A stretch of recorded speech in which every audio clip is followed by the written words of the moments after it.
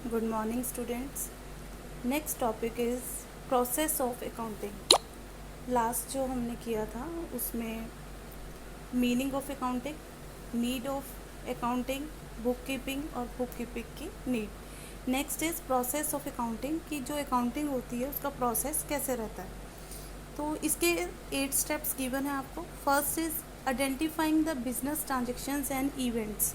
सबसे पहले इसमें जो फर्स्ट प्रोसेस का जो फर्स्ट लाइन है आपकी क्या है, identifying the transactions and events means accounting identifies transactions and events of a specific entity. A transaction is an exchange in which participants receives or sacrifice value.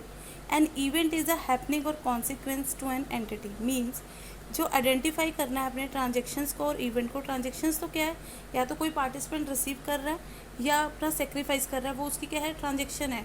और जिस event के लिए, जिस चीज़ के जो उसकी पहचान है, वो उसका क्या बन जाता है, event.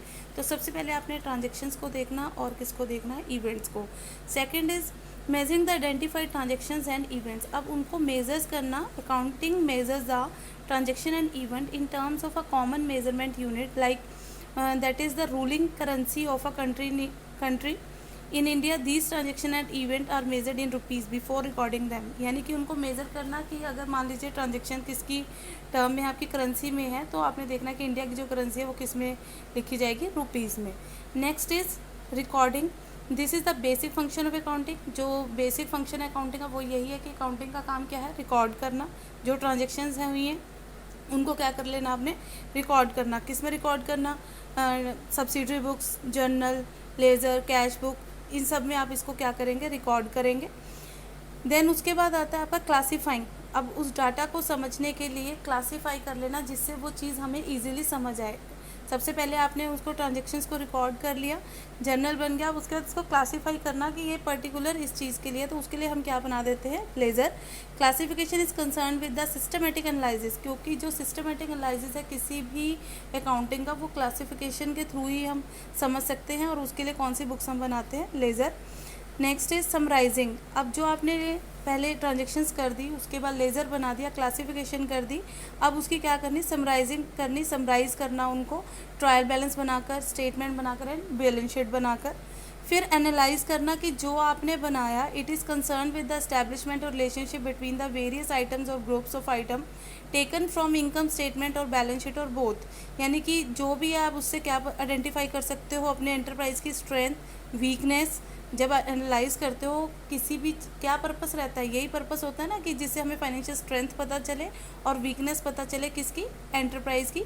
It provides the basis for interpretation. यानी ये बेस बनता है एनालाइज किसके लिए, इंटरप्रिटेशन के लिए।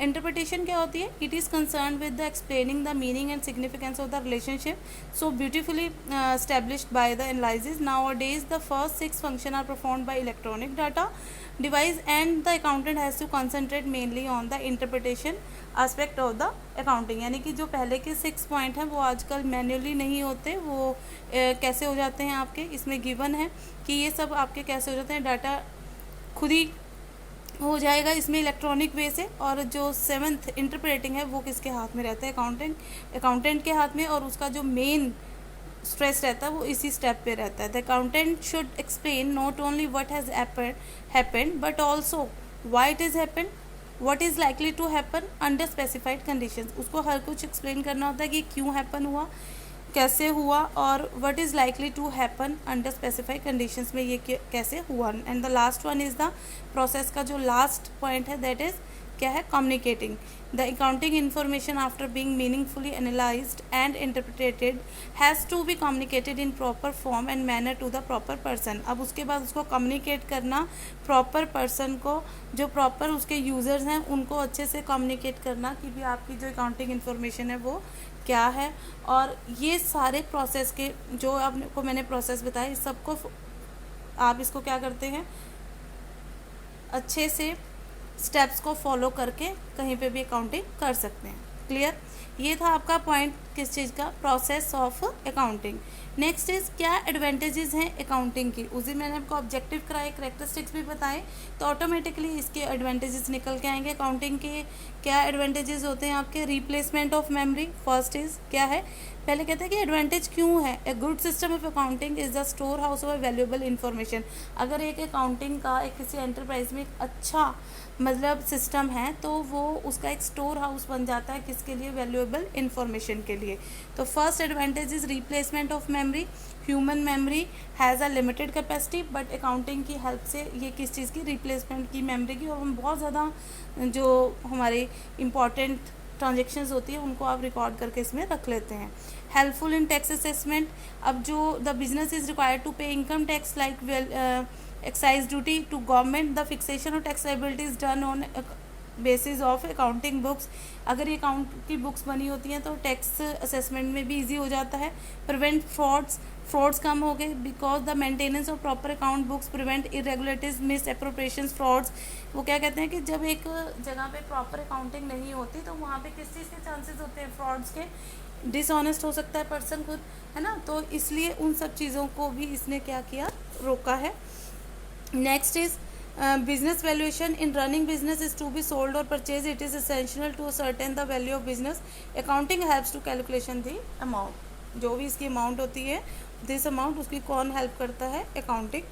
Helps in debt collection. When the goods are sold on credit, the account of the customer is opened in the books. Proper recording helps to know how much goods have been sold. अगर आप proper accounting करते हो जितना आपने cell किया तो वो helpful होती है आपकी किसमें, डेप्ट कलेक्शन में। और systematic record enables to send periodic accounting statements. जो भी सिस्टमेटिक रिकॉर्ड है अगर किसी भी चीज़ का तो वो आपको हेल्पफुल होता ही है। तो ये इसके एडवांटेजेस भी हैं।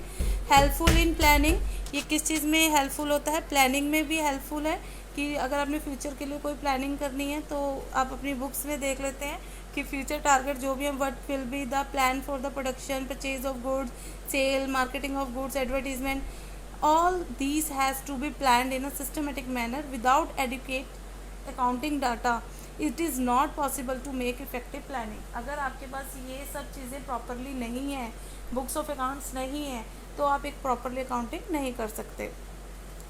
फंड्स रेजिंग बिकम्स ईजी, इसमें true and fair disposition of state of affairs of the business helps the creditors of the examine the books of accounting. या next is evidence in the court.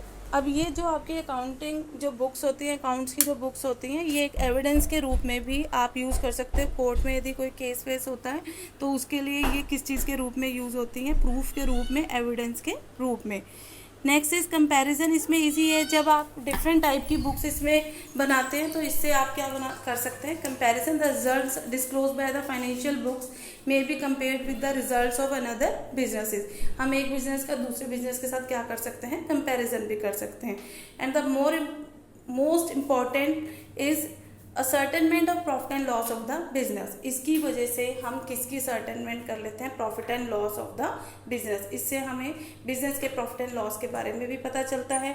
Ascertain the financial position of the business, की financial position आपकी sound है या नहीं है, वो भी हमें किससे पता चलती है, अकाउंटिंग से।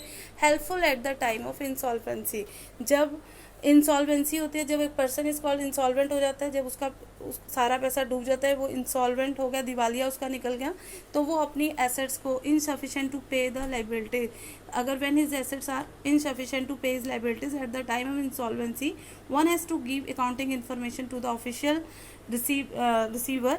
Proper accounting record will reveal the liabilities and the assets of the business. Clear. अब ये टोटल आपको एडवांटेजेस यहाँ पे 12 दी हुई हैं, एनी 8 आप इनमें से लर्न कर सकते हैं और लिख सकते हैं। Thank you.